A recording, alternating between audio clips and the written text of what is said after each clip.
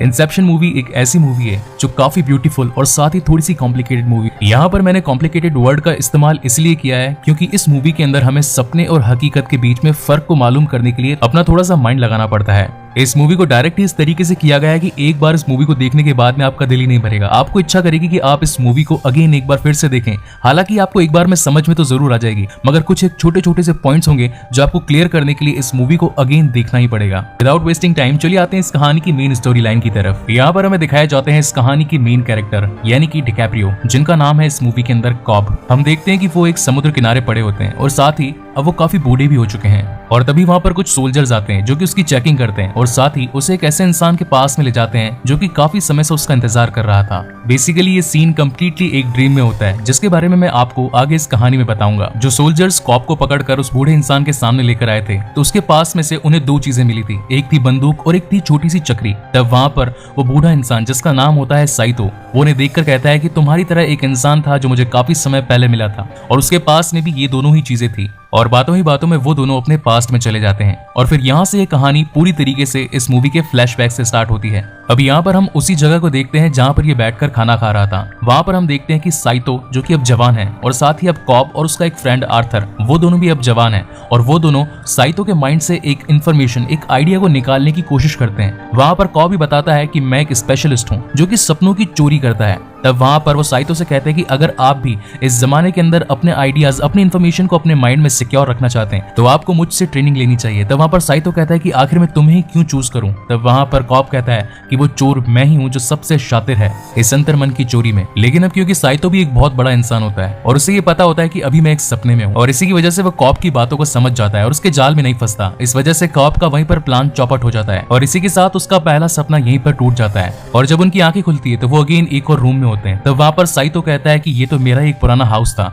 जहाँ पर मैं पहले कभी रहा करता था। मगर बातों ही बातों में जब कॉब उससे पूछताछ करने लगता है तो साइतो जमीन पर गिर जाता है और जमीन पर गिरते ही वो कहता है कि मेरे घर में तो जो नीचे का कालीन था वो मखमल का था, मगर यहाँ पर पॉलिस्टर का। इसका मतलब ये है कि ये भी अभी एक सपना है। तुम अभी भी मुझसे कुछ पूछताछ कर रहे हो तो मुझे बताओ कि तुम मुझसे क्या पाना चाहते हो। और वहाँ पर इनका ये दूसरा सपना भी टूट जाता है जो कि बेसिकली चल रहा होता है नैश के दिमाग में। अब यहाँ पर हमें पता चलता है कि इनकी एक टीम है जिसके अंदर है कॉब, आर्थर और नैश। नैश बेसिकली एक आर्किटेक्ट होता है जो कि सपनों की दुनिया में वो चीजें बनाता है जो कि सामने वाले क्लाइंट को एकदम उसकी दुनिया की जैसी लगे। मगर दूसरे सपने में भी कामयाब नहीं होने की वजह से वो तीनों वहां से भाग जाते हैं और थोड़ी देर बाद में साइतो, जिसके मन के अंदर वो घुसकर उसके मन के राज चुराना चाहते थे, वो उनके सामने आ जाता है और उनमें से नैश को पकड़कर ले जाता है। तब कॉब वहां पर साइतो से पूछता है कि आखिर तुम नैश का क्या करोगे। तब वहां पर साइतो कहता है कि उससे तुम्हें कुछ मतलब नहीं होना चाहिए, अब तुम मेरे लिए काम करोगे अगर तुम अपने दोस्त को छुड़वाना चाहते हो। तो वहां पर कॉब पूछता है कि मुझे तुम्हारे लिए क्या काम करना पड़ेगा। तब वहां पर साइतो बताता है मेरा एक कंपटीशन है बूढ़ा इंसान जिसका नाम है मॉरिस फिशर, जो कि बेसिकली एक बहुत ही बड़े पावर प्लांट का मालिक है। अगर वो अपने काम में अपने आइडियाज के साथ में सफल हो गया तो वो इस पूरी दुनिया का आधा हिस्सा अपने अंडर कंट्रोल में रख देगा और मैं ऐसा नहीं होने देना चाहता।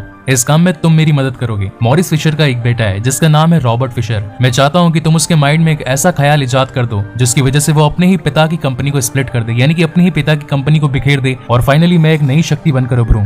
पहले तो कॉब इस आइडिया को सुनकर उसकी बात को मना कर देता है। वो कहता है कि किसी के भी दिमाग में एक न्यू आइडिया को प्लान करना बहुत ही मुश्किल होता है। किसी के दिमाग से आइडिया को चुराना ईजी होता है मगर न्यू आइडिया को इजाद करना काफी मुश्किल होता है। तब वहाँ पर साइतो से कहता है कि मैं जानता हूँ कि तुम वापस अमेरिका जाना चाहते हो, अपने बच्चों से मिलना चाहते हो। अगर तुम चाहो तो मैं इस काम में तुम्हारी मदद कर सकता हूँ। अब यहाँ पर गाइस मैं आपको बताना चाहता हूँ कि बेसिकली कॉब के ऊपर एक जुर्म होता है। उसके ऊपर जुर्म होता है अपनी ही पत्नी के कत्ल का और यही रीजन था कि वो फ्रांस में और दूसरे देशों में भागता फिर रहा था अपनी जान को बचाने के लिए। लेकिन जब उसने ये ऑफर सुना कि साइतो उसकी मदद कर सकता है वापस अमेरिका में जाने के लिए जहाँ पर उसके बच्चे रहते हैं, तो वो इस ऑफर को इनकार नहीं कर पाता है। अब जैसा कि कॉब ने साइतो से अपनी डील कर ली थी तो उसके पास के अंदर अब उसका कोई आर्किटेक्ट नहीं था। उसे अब तलाश थी अपने लिए एक न्यू आर्किटेक्ट, इसलिए वो जाकर मिलता है अपने ससुर जिनका नाम होता है माइल्स। वो बेसिकली एक फिजिक्स के प्रोफेसर होते हैं पेरिस के एक कॉलेज में। कॉब उनसे जाकर मिलता है और उन्हें बताता है कि मुझे एक ऐसे आर्किटेक्ट की जरूरत है जो कि मेरे काम में मेरा साथ निभा सके। तब वहाँ पर माइल्स उसे अपनी एक स्टूडेंट के बारे में बताते हैं जिसका नाम होता है एरियाडने। उन दोनों की आपस में मुलाकात होती और तब वहाँ पर कॉब बताता है कि मुझे एक आर्किटेक्चर की जरूरत है जो कि सपनों की दुनिया में मेरे लिए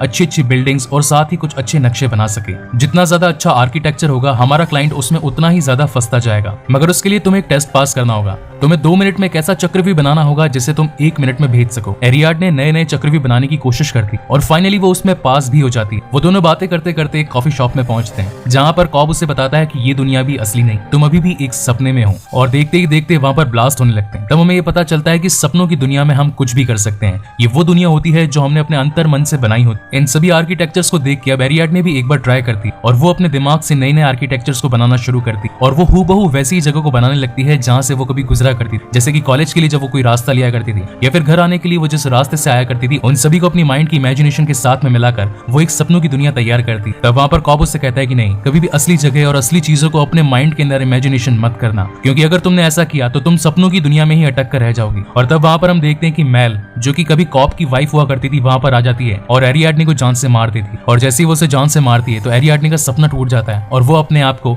एक गैराज में पाती है। तब वहाँ पर कॉब उसे बताता है कि तुम भी अभी तक एक सपने में थी। सपनों की दुनिया काफी अलग होती, जो कि हमारी दुनिया से 20 गुना ज्यादा तेज चलती। अगर हमने असली दुनिया में 5 मिनट बिताए तो वो सपनों की दुनिया में कई घंटे होते हैं। और उन सपनों में जाने के लिए हमारी मदद करती है ये मशीन, जो कि बेसिकली मिलिट्री ने अपने काम के लिए बनाई थी, मगर अब हम लोग भी इसका इस्तेमाल करते हैं। और एक इंपॉर्टेंट बात यह है कि अगर सपनों में तुम्हें कोई चोट लगेगी तो उसका दर्द तुम्हें असली जिंदगी में भी होगा, और अगर सपनों में तुम्हारी जान चली जाएगी तो तुम्हारा सपना जिसके अंदर तुम अभी लेटी हो वो सपना भी टूट जाएगा। और अगर सब कुछ नॉर्मल तरीके से चलता रहे तो हमें एक टाइम लूप मिलता है जिसके अंदर हमें एक झटका मिलता है, जिससे कि हम वापस से सपनों की दुनिया से इस रियल वर्ल्ड में आ सकते हैं। और अगर सब कुछ प्लान के मुताबिक नहीं हुआ तो हम कोमा में चले जाएंगे और उस दुनिया में वहीं अटक कर रह जाएंगे। अब इस शानदार और साथ ही जोखिम से भरे काम को अंजाम देने के लिए कॉब को अब एक बहुत ही बड़ी टीम की जरूरत थी। इसके अंदर अब वो शामिल करता है एम्स को, जो कि बेसिकली एक काफी अच्छा बहरूपिया होता है। वो लोगों के रूप लेने में काफी माहिर होता है। और उसके बाद में कॉब मिलता है एक जड़ी बूटी वैज्ञानिक से, जिसका नाम होता है यूसुफ, जो कि बेहोशी की दवा बनाने में काफी माहिर होता है।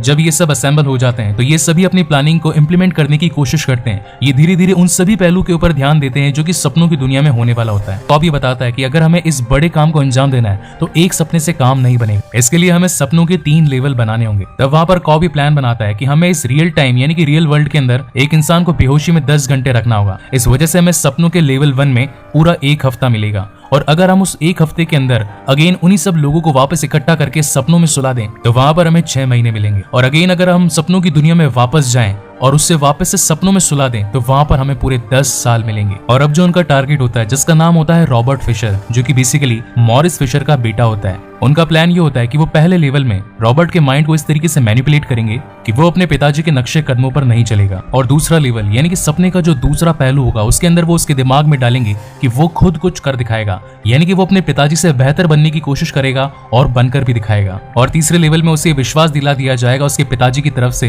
कि तुम मेरी तरह मत बनना, क्योंकि मैंने अपने जीवन के अंदर जो भी किया है वो सब कुछ बेकार ही हुआ है। अगर मेरी तरह बनोगे तो बर्बाद हो जाओगे। अब ये सब कुछ डिसाइड हो जाने के बाद में पूरी टीम लेवल 1 के लिए तैयार होती और इसी के साथ वो फिशर के अंतर मन में एंटर करते हैं। लेकिन जैसे ही वो वहां पर पहुंचते तो उन्हें पता चलता है कि फिशर भी एक बड़ा इंसान होता है और उसे भी अंतर मन की चोरी के बारे में ऑलरेडी पता होता है। इसीलिए वहां पर फिशर के कुछ सिपाही ऑलरेडी मौजूद होते हैं जो कि कॉब और कॉब की टीम पर गोलीबारी कर देते और इसी गोलीबारी के अंदर साइतो को गोली लग जाती है। तो टीम के बाकी मेंबर्स कहते हैं कि क्यों ना हम इसे यहीं पर गोली मार दें ताकि ये वापस से असल जिंदगी के अंदर जाग जाए। तब वहां पर कॉब कहता है कि नहीं, हम ऐसा नहीं कर सकते, सपनों का डोज काफी हैवी दिया गया है, अगर हमने इसे अभी जान से मारा तो ये सपनों की दुनिया में अटक जाएगा और हमेशा के लिए कोमा में ही रह जाएगा। इसलिए हमें अगेन वापस से सपनों की दुनिया के दूसरे लेवल में जाना होगा। अगर हम ऐसा करेंगे तो साइतो का दर्द थोड़ा कम होगा। और बाद में सभी डिसाइड करते हैं कि यहाँ से हम सपनों के दूसरे लेवल में जाएंगे और वो वहां से फिशर को मुंह पर बोरी बांधकर एक वेन में डाल देते हैं और वापस वेन के अंदर यूसुफ को गाड़ी चलाने के लिए देते हैं और सभी उस मशीन के साथ में कनेक्ट होकर सपनों के दूसरे लेवल में पहुंच जाते हैं, जहाँ पर अब ईन्स का काम होता है मॉरिस फिशर के खास वकील यानी कि ब्राउनी बनकर रॉबर्ट के मन को जीतना, ताकि वो अपने मन के राज उगल दे और साथ ही उनका काम आसान हो जाए। एक तरफ सपनों की दुनिया में वो उसकी मदद कर रहे होते हैं और उसे ये बताते हैं कि हम आपके लिए ही यहाँ पर आए हैं और हम आपके ही मन के अंतर मन के चोरों से बचाने के लिए आपको यहाँ पर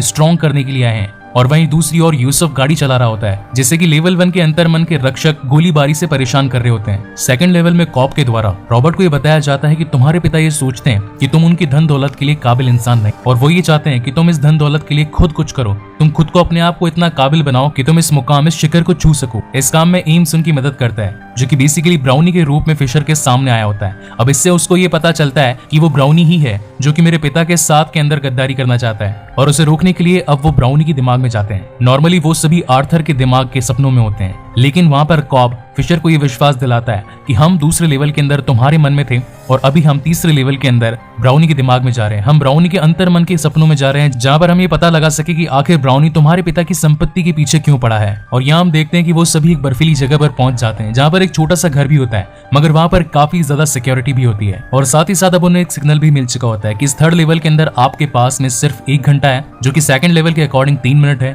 और साथ ही रियल वर्ल्ड के अंदर अब कुछ ही सेकंड्स हैं। अब यहाँ पर वो लेवल 1 और लेवल 2 के अंदर तो सो रहे हैं, मगर यहाँ पर उनके पास में सिर्फ 1 घंटा है अपने काम को अंजाम देने की। और अगर उन्होंने टाइम पर काम खत्म नहीं किया तो वो एक एक लेवल में जागना शुरू कर देंगे, जिससे कि उनका प्लान अगेन पूरी तरीके से फेल हो जाएगा। और अगर वो अमेरिका पहुंच गए तो कॉब को पूरी तरीके से जेल हो जाएगी, क्योंकि वो जिस फ्लाइट में थे वो बेसिकली कैलिफोर्निया की फ्लाइट थी, जो कि अमेरिका के अंदर ही आता है। और अगर सब कुछ प्लान के मुताबिक नहीं हुआ तो अमेरिका की पुलिस कॉब को पकड़ लेगी उसकी बीवी के कत्ल के इल्जाम में। अब हमें दिखाया जाता है कि फिशर के सामने एक बहुत ही बड़ा लॉकर होता है और वो उसके अंदर एक कोड डालकर उसके अंदर जाने की कोशिश करता है, मगर तभी वहां पर कॉब की पत्नी यानी कि मेल वहां पर पहुंच जाती है और वो फिशर को गोली मार देती, जिससे कि सारा बना बनाया खेल बिगड़ जाता है। और साथ ही सेकंड लेवल में उठ नहीं सकता, क्योंकि उसको हैवी डोज दिया गया होता है दवाई का, और अगर वो जाग भी गया तो वो कोमा में चला जाएगा दूसरे लेवल में हमेशा के लिए। और यहाँ पर मैं फाइनली अब आपको मेल का रोल भी बता देता हूँ इस मूवी के अंदर, जो कि बेसिकली यहाँ पर कॉब की वाइफ बनी। शुरुआती दौर में जब कॉब और मेल सपनों की दुनिया में जाया करते थे तो उन्हें वहां पर काफी अच्छा लगता था, क्योंकि वो सपनों की दुनिया में कुछ भी बना सकते थे, कुछ भी बिगाड़ सकते थे।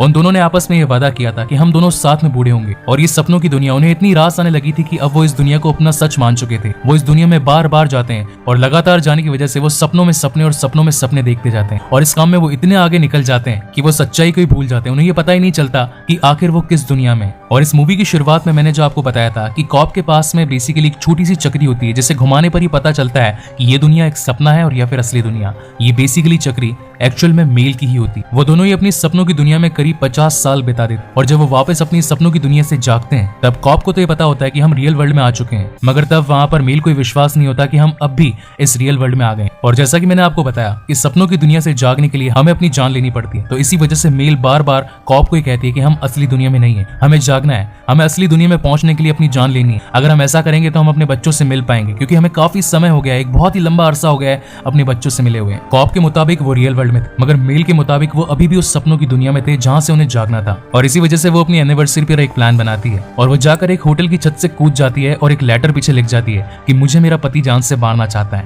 और उस लेटर की वजह से अब पुलिस कॉब को पकड़ने के लिए आ जाती है। और फाइनली तब वहां पर कॉब का वकील उसे कहता है कि तुम्हारे पास में एक मौका है यहाँ से भाग जाने का। अगर तुम अभी इस देश से निकल गए तो पुलिस तुम्हें यहाँ पर नहीं पकड़ पाएगी, जितना जल्दी हो सके यहाँ से चले जाओ। अब यहाँ कहानी में ट्विस्ट ये है कि मेल जो कि मर चुकी है, बेसिकली वो अभी भी जिंदा है कॉब की यादों में। हमेशा जब भी कॉब कोई सपना देखता है तो वहां पर मेल की यादें उसे सताने लगती है, मेल उसे खींचने लगती है अपनी तरफ, वो उसे मजबूर करती है उसकी जान लेने के लिए, ताकि वो भी उस सपनों की दुनिया में हमेशा उसके साथ में रहने लगे। हालांकि कॉब भी यही चाहता था, वो चाहता था कि उसके सपनों की दुनिया में मेल हमेशा जिंदा रहे, क्योंकि वो आज तक ये अपना नहीं पाया था कि मेल की मौत उसकी खुद की वजह से नहीं बल्कि मेरी वजह से हुई, और यही रीजन था कि वो आज तक अपने आप को माफ नहीं कर पाया था। और अब जैसा कि सपनों के लेवल 3 में फिशर को गोली लग चुकी होती है, वो मरने ही वाला होता है, तो उससे पहले वो एक और प्लान बनाते हैं। वो ये प्लान बनाते हैं कि वो सपनों के चौथे लेवल में जाएंगे और वहां जाकर फिशर को ऊपर से धक्का दे देंगे, जिससे कि फिशर की चौथे लेवल में मौत हो जाएगी और साथ ही वो तीसरे लेवल में जाग जाएगा। मगर इस काम को पूरी तरीके से होने में काफी मुश्किलें भी आएगी, क्योंकि चौथे लेवल में भी मेल वहां पर आएगी और उसके काम को बिगाड़ने की कोशिश करेगी, क्योंकि अगर कॉब का काम खत्म हो गया तो वो अपने इस काम को अंजाम देके वापस अपने रियल वर्ल्ड में पहुंच जाएगा। मगर मेल ऐसा नहीं चाहती थी, मेल चाहती थी कि वो हमेशा के लिए उसकी सपनों की दुनिया में कैद हो जाए। और अब वहां से कॉब और साथ ही एरियाडने दोनों मिलकर पहुंचते हैं सपनों के चौथे लेवल में, और वो सीधा पहुंचते हैं मेल के पास में। मेल जो कि अपने एक पुराने ही सपनों की दुनिया में बसे एक घर में बैठी होती है। उन दोनों को ये पता होता है कि फिशर मेल के पास नहीं, और वो वहां पर जाकर फिशर को ऊपर से धक्का दे देते हैं, जिसकी वजह से चौथे लेवल में फिशर की मौत हो जाती है और इसकी वजह से वो तीसरे लेवल में जाग जाता है। वहां से रॉबर्ट फिशर अपने पिता के पास में जाता है, जो कि बहुत ही बूढ़े और बीमार हो चुके होते हैं। रॉबर्ट अपने पिता से कहता है कि सॉरी पापा, मुझे माफ कर दीजिए क्योंकि मैं आपके जैसा नहीं बन पाया। तब वहां पर मॉरिस अपने बेटे से कहते हैं कि बेटा मैं निराश था किसी समय पर, क्योंकि तुम मेरे जैसा नहीं बन पा रहे थे। और फाइनली अब रॉबर्ट के अंतर्मन में ये बात फिट हो जाती है, वो ये समझ जाता है कि उसके डैड ये चाहते हैं कि मैं अपने आप का कुछ काम करूं, मैं ऐसा कुछ करूं जो सब कुछ मेरे बलबूते पर हो। और अब वो फाइनली ये डिसाइड करता है कि अब वो खुद की एक नई कंपनी बनाएगा। और इसी के साथ लेवल 3 का जो सपना होता है वो एक एक करके टूटने लगता है, और उस सपने के साथ में बाकी सभी जो लोग जो सपने के अंदर थे वो एक एक करके जागने लगते हैं। मगर हम यहाँ पर देखते हैं कि कॉब और साथ ही साइतो उसी थर्ड वाले सपने के अंदर रह जाते हैं। अब यहाँ पर ये इसीलिए होता है क्योंकि थर्ड लेवल तक आते आते साइतो की हालत काफी ज्यादा खराब हो जाती है और वो अपने झटके से सेकंड लेवल में उठ नहीं पाता और इसी की वजह से वो सपनों के थर्ड लेवल में ही अटक जाता है। और ये बात कॉब को काफी अच्छे तरीके से मालूम थी। ये प्लेन जल्दी ही कैलिफोर्निया में लैंड होने वाला है और अगर साइतो ने उसका साथ नहीं दिया तो कैलिफोर्निया में जो पुलिस होगी वो उसे पकड़कर उसके पत्नी के कत्ल के इल्जाम में उसे जेल में डाल देगी। इसीलिए कॉब का साइतो के साथ में रियल वर्ल्ड के अंदर उठना काफी ज्यादा जरूरी था क्योंकि वो साइतो ही था जो सारे इल्जामों को खत्म करके कॉब को एक नई जिंदगी दिला सकता था। और अब कॉब भी अपने सपनों की दुनिया के चौथे लेवल से तीसरे लेवल में आकर साइतो को ढूंढने की कोशिश करता है क्योंकि अब साइतो अपने तीसरे लेवल के अंदर न जाने कहां पर होता है, मगर फिर भी काफी सालों के बाद में फाइनली अब कॉब को साइतो मिल ही गया होता है। और ये वही सीन होता है जो कि हमें इस मूवी के स्टार्टिंग में दिखाया गया होता है। ये वही साइतो होता है जो अपने लेवल 3 के सपनों में काफी सालों से जी रहा होता है। और जब कॉब ये सारी बातें साइतो को अगेन रिपीट करता है तो दोनों को अपने पास्ट की सारी यादें आने लगती और फाइनली दोनों अपने आप को जान से मार करके वापस से रियल वर्ल्ड के अंदर अपनी जवानी के अंदर फिर उठ खड़े होते हैं। और यहाँ पर हम देखते हैं कि हकीकत यानी कि रियल वर्ल्ड के अंदर अभी तक उन्हें सिर्फ और सिर्फ 10 घंटे ही निकले होते हैं, जबकि उन्होंने सपनों की दुनिया में करीब 50 साल से ऊपर का समय निकाल दिया होता है। और इसी के साथ में अब साइतो यूएस पुलिस को कॉल लगाता है और कॉब पे लगे सारे इल्जामों को माफ करवा देता है। और तब जाके फाइनली कॉब अपनी फैमिली से वापस मिलता है जहाँ पर उसके 2 प्यारे प्यारे बच्चे होते हैं। इस मूवी की एंडिंग को लेकर हमेशा से लोगों के मन में ये कंफ्यूजन रहता था कि ये मूवी की एंडिंग आखिर किस तरीके से हुई है, क्या ये एक सपने में हुई है और या फिर क्या एक रियल वर्ल्ड में। तो इसमें मैं आपको बताना चाहूंगा कि ये जो फाइनल एंडिंग हुई है ये बिल्कुल एक रियल वर्ल्ड में हुई है। और इसके पीछे का प्रूफ है वो चक्री, क्योंकि जब भी कॉब अपने सपने में उस चक्री को घुमाया करता था तो वो हमेशा से पूरी की पूरी घूमती रहती थी, कभी गिरती नहीं थी। लेकिन इस बार जब उसने उस चक्री को घुमाया तो वो लड़खड़ाने लगती, जिसके बाद में इस मूवी का एंड हो जाता है। तो इससे हमें ये समझने को मिलता है कि अभी जहाँ पर कॉब जी रहा है वो कोई सपनों की दुनिया नहीं बल्कि असली दुनिया है। और इसी के साथ में ये कहानी यहीं पर खत्म होती है। सो गाइस, आपको ये मूवी कैसे लगी प्लीज मुझे लाइक और कमेंट करके जरूर बताइएगा। और अगर आपको मेरे वीडियोस पसंद आते हो तो उसे अपने फ्रेंड्स, फैमिली और रिलेटिव्स में जरूर शेयर कीजिएगा। और अगर पहली बार इस चैनल पर आए हो तो प्लीज इस चैनल को जरूर सब्सक्राइब भी कीजिएगा। इसके बाद में मैं अपनी ऑडियो सीरीज यानी कि ऑन डिमांड एक्सप्लेनेशन का अगला पार्ट यानी कि 7th पार्ट लेकर आने वाला हूँ, जिसका नाम है Interstellar. So again guys, thank you very much for watching this video. मिलते हैं अगले वीडियो।